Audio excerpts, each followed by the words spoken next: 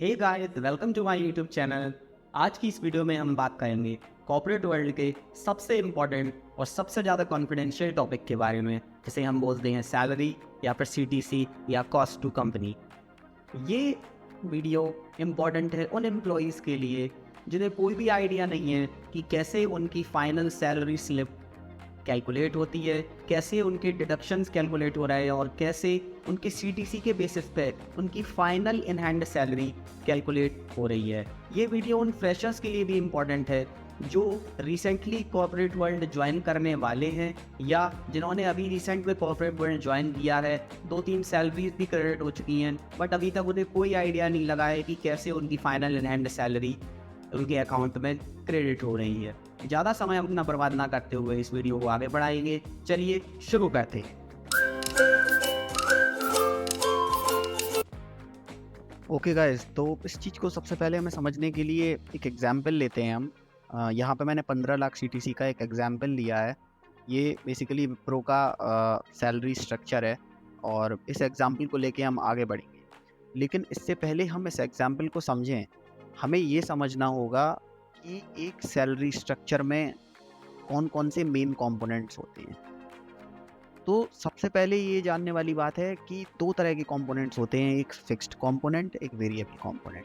Fixed component वो होते हैं जो पक्का है, हमें मिलेंगे ही मिलेंगे इर्रिस्पेक्टिव ऑफ एम्प्लॉइज परफॉर्मेंस और employers performance. But variable component जो होते हैं वो वेरी करते हैं। वो हो सकता है आपका एम्प्लॉयर आपको 100% भी दे दे, अगर उन्होंने अच्छा परफॉर्म नहीं किया, आपने अच्छा परफॉर्म नहीं किया, तो आपके परफॉर्मेंस के बेसिस पे वो उसको 80% 70% भी कर सकते हैं और हो सकता है तो 0 पे भी ला सकते हैं। तो जो मेन फिगर है, जो ध्यान देने वाली चीज़ है, वो फिक्स्ड कंपोनेंट्स पे हम फोकस करेंगे, क्योंकि वेरिएबल कंपोनेंट ऑब्वियसली वेरिएबल है। तो उसको हम लास्ट में डिस्कस करेंगे किस तरह के वेरिएबल कंपोनेंट्स होते हैं, वो कंपनीज जनरली कैसे देती हैं, कौन सी कंपनीज किस तरह से ये पैटर्न फॉलो करती हैं, ये हम बाद में डिस्कस। तो बात करते हैं फिक्स्ड सैलरीज, फिक्स्ड कंपोनेंट्स की। तो सबसे पहला कंपोनेंट होता है बेसिक कंपोनेंट। ये वो मेन कंपोनेंट है जिसके बेसिस पे आपका फर्दर पूरा सीटीसी स्ट्रक्चर डिसाइड होगा। तो बेसिक सैलरी, उसके बाद आता है एचआरए। एचआरए आपका बेसिक सैलरी का 50% होता है। तो अगर सपोज आपका बेसिक 10,000 है तो आपका एचआरए 5,000 होगा। यहाँ पे आप सामने देख सकते हैं, ये एनुअल फिगर्स हैं। तो 15 लाख पैकेज में 6 लाख रुपए बेसिक सैलरी है, 3 लाख रुपए एचआरए है जो कि 50% ऑफ बेसिक सैलरी है। ये दोनों ही फिक्स्ड कंपोनेंट होते हैं और ये पक्का है, आपको मिलेंगे ही मिलेंगे। अब आती है आगे की बात। इसके बाद आते हैं अलाउंसेस, बेनिफिट प्लान्स। कहीं पे पर्सनल अलाउंस बोलते हैं, कहीं पे बेनिफिट प्लान बोल देते हैं। हर कंपनी का अपना एक नेमिंग कन्वेंशन है जो वो फॉलो करते हैं, but these are generally fixed components. और ये आपको एक एडिशनल फ्लेक्सिबिलिटी भी प्रोवाइड करते हैं कि ये बेनिफिट, जैसे यहाँ पे आप देख सकते हो विप्रो बेनिफिट प्लान है, इसमें इन्होंने 2,56,800 रुपये डाले। तो ये बेनिफिट प्लान, बेनिफिट वर्ड इसको इसलिए बोला गया है क्योंकि इस प्लान को आप खुद से चूज कर सकते हो। इस पर्टिकुलर अमाउंट, इस बास्केट में आपको आप एज अ फूड कूपन ये पैसा लेना चाहते हो, आप एलटीए के रूप में ये पैसा लेना चाहते हो, आप मोबाइल बिल रिइंबर्समेंट के रूप में लेना चाहते हो। बेसिकली टैक्स बेनिफिट्स इसके थ्रू आपको कुछ प्रोवाइड करती है कंपनी। कई जगह फ्यूल कंजम्पशन, ड्राइवर अलाउंस, अगर आपने कार लीज पे ले रखी है तो वो सारी चीज़ें इसी के अंडर कंसिडर की जाती हैं। आप बेनिफिट प्लान अपने हिसाब से चूज कर सकते हैं, but they are fixed component और वो आपको हर मंथ मिलेगा ही मिलेगा। अब आता है एडिशनल अलाउंस। कहीं कहीं पर्सनल अलाउंस बोल देते हैं इसको, कहीं कहीं एडिशनल अलाउंस बोल देते हैं। ये भी आपका फिक्स्ड कंपोनेंट है, ये भी आपको मिलेगा ही मिलेगा। कई जगह ये नहीं भी होता है, सारा का सारा ही आपका बेनिफिट प्लान या एलटीए के रूप में दे देते हैं। हर कंपनी अपना अलग स्ट्रक्चर फॉलो करती है, लेकिन जो बेसिक टर्मिनोलॉजीज़ हैं मैं उन पे बात करूँगा। मैं सारी कंपनीज़ के तो सिटी स्ट्रक्चर आपको नहीं दिखा सकता उठा के, बट एक बेसिक अंडरस्टैंडिंग आपकी एक जरूर क्रिएट कर सकता हूँ। इसके अलावा आपको कोई क्वेश्चंस हैं तो आप डेफिनेटली अपने एचआर से जाकर पूछ सकते हैं कि फिक्स्ड कंपोनेंट कौन सा है, इसमें वेरिएबल कंपोनेंट कौन सा है, और आपको ये क्वेश्चंस करने चाहिए अगर आपको नहीं समझ आ रहा है। इसके बाद बात आती है प्रोविडेंट फंड। अब बार बार जब आप सीटीसी स्ट्रक्चर अपना देखोगे तो कहीं कहीं लिखा होगा एम्प्लॉयर कंट्रीब्यूशन, कहीं पे कुछ भी लिखते ही नहीं है। अब एम्प्लॉयर कंट्रीब्यूशन का मतलब क्या हुआ कि ये कंट्रीब्यूशन एम्प्लॉयर की तरफ से है।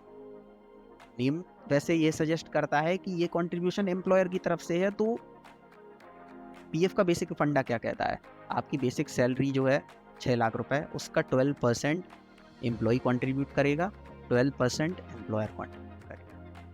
आपकी जो एम्प्लॉय कंट्रीब्यूट करेगा भाई वो तो हमारी जेब से जा रहा है, एम्प्लॉय की जेब से जा रहा है, तो वो 12% हमारा पीएफ में जाएगा। बट जो एम्प्लॉयर कंट्रीब्यूट कर रहा है वो पैसा आइडियली सीटीसी में ऐड नहीं होना चाहिए, but this is how it is, companies करती है। कंपनी एम्प्लॉयर कंट्रीब्यूशन को भी आप ही के सीटीसी में ऐड करके और उसको सीटीसी का पार्ट बना देती हैं, जैसे कि इन्होंने 72,000 रुपीज़ ये बना रखे हैं।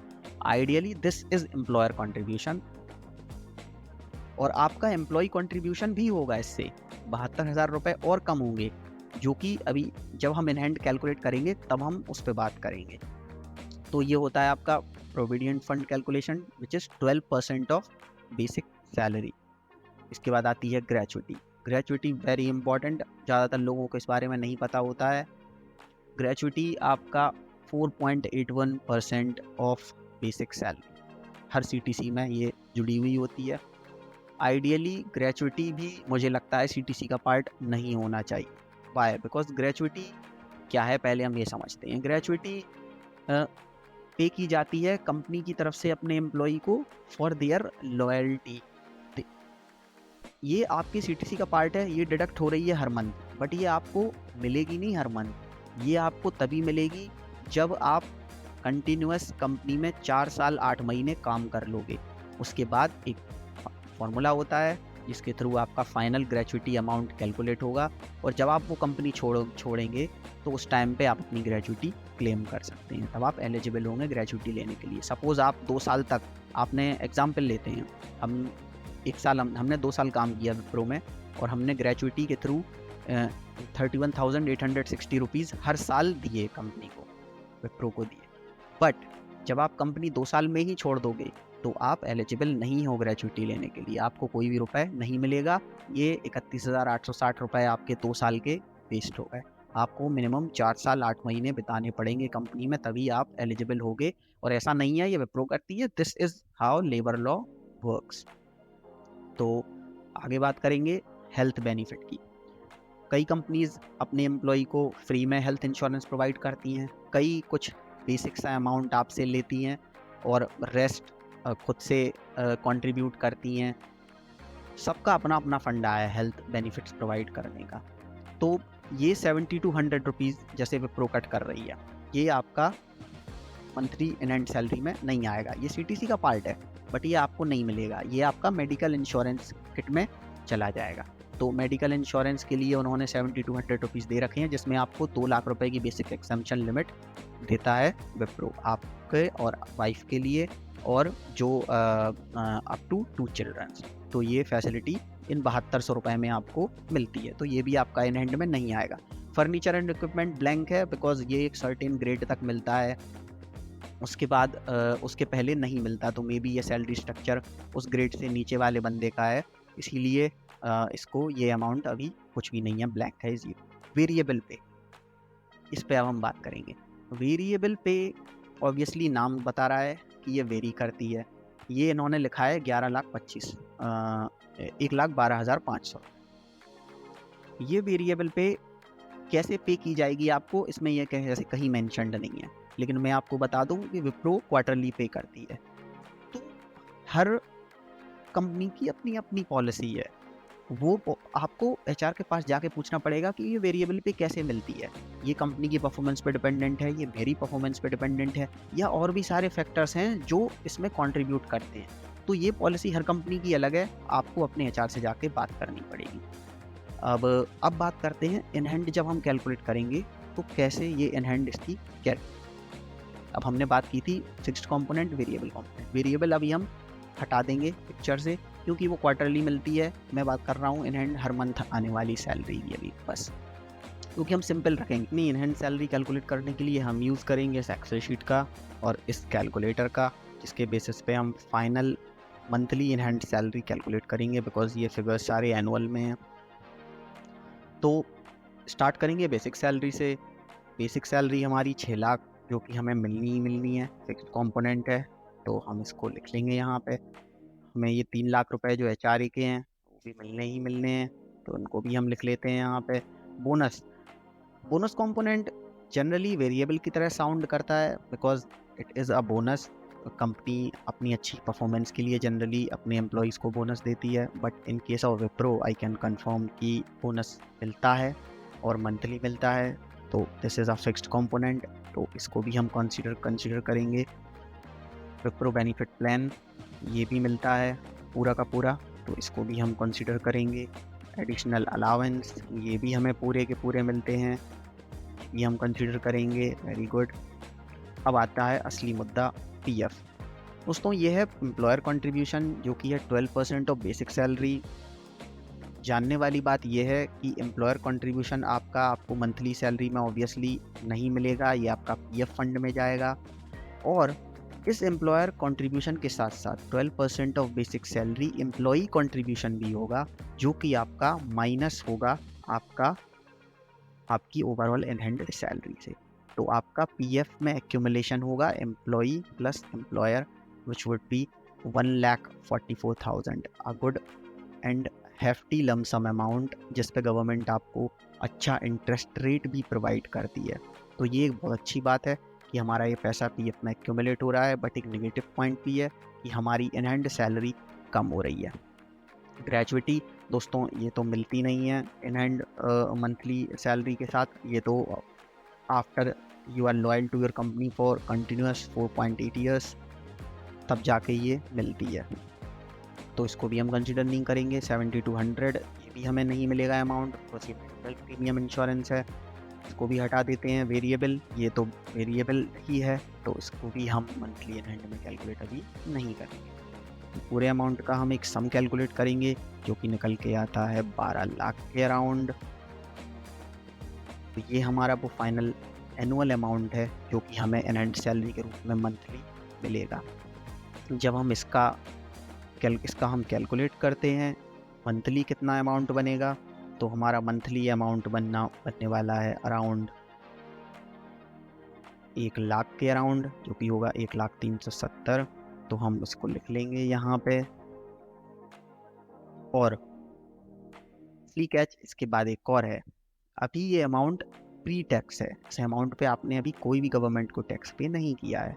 तो based on your tax declarations आपको इस अमाउंट पे एक टैक्स भी पे करना पड़ेगा, जो कि कैलकुलेट करने के लिए कैसे कैलकुलेट करते हैं उसके लिए मैं एक अलग वीडियो लेके आऊँगा और आपको समझाऊँगा कौन कौन से वो तरीके हैं जिनसे आप टैक्स सेव कर सकते हो, कौन कौन से वो तरीके हैं जिनसे आप जैसे होम लोन हुआ, फूड कूपन्स हुए, NPS हुआ, और भी वैसे 80C के अंदर कौन कौन से डिक्लेरेशंस आप कर सकते हो। ये सारी बातें हम एक अलग वीडियो में जानेंगे, बट अभी आप इतना जान लीजिए कि मेरे एक्सपीरियंस के हिसाब से अगर आपका 15 लाख पैकेज है तो अराउंड आप, जिसमें वेरिएबल भी है कुछ, तो वेरिएबल जब आएगा तो ऑब्वियसली ज़्यादा टैक्स कटेगा उस मंथ की सैलरी में। अदरवाइज़ आपको अराउंड 1 लाख रुपए टैक्स तो देना ही देना पड़ेगा गवर्नमेंट को, कम से कम 1 लाख रुपए आप मान के चलिए देना पड़ेगा। तो मैं एक लमसम अमाउंट ले लेता हूँ कि आप लगभग 8,000 रुपये पे कर रहे हो टैक्स के रूप में, तो ये आपका अमाउंट हो जाएगा माइनस, और ये माइनस करते ही आपकी सैलरी लगभग बन जाएगी 92,000 के अराउंड। तो इसको मैं ले लेता हूँ -8,000, और आपकी जो सैलरी बनने वाली है वो अब हो जाएगी, अगर देखूँ तो 92,370। तो ये एक ऐसा फिगर है जो कि आप लेके चलिए कि आपको पोस्ट टैक्स 90 से 95,000 के बीच में मिलने वाली है, और ये आपका अराउंड में मान रहा हूँ टैक्स, और ये है आपकी pre tax salary in hand. तो उम्मीद करता हूँ दोस्तों कुछ इस वीडियो को देखने के बाद आपको समझ में आया होगा कि एक बेसिक सैलरी कंपोनेंट्स क्या क्या होते हैं, कैसे आपके डिडक्शंस कैलकुलेट किए जाते हैं। उम्मीद करता हूँ आपको ये वीडियो पसंद आई होगी और आपने कुछ ना कुछ इस वीडियो से ज़रूर सीखा होगा। थोड़ा सा टाइम लगता है चीज़ों को समझने में, जानने में, लेकिन एक वीडियो ये आपको ज़रूर हेल्प करेगी स्क्रैच से अपनी अंडरस्टैंडिंग बिल्ड करने में। तो अगर आपको थोड़ा भी ये वीडियो हेल्पफुल हो तो प्लीज़ इस वीडियो को लाइक करिए, शेयर कीजिए, सब्सक्राइब करिए और कमेंट बॉक्स में मुझे बताइए कि ऐसी क्या वो और जानकारी है जो सैलरी से रिलेटेड आपको कंफ्यूज करती है। मैं कोशिश करूँगा सबके कमेंट्स के रिप्लाई करूँ और जितनी ज़्यादा से ज़्यादा हो सके आप लोगों की हेल्प करूँ और साथ में हम लोग आगे बढ़ें। Thank you so much. Please subscribe ज़रूर करना ना भूलें। Thank you and thanks for watching.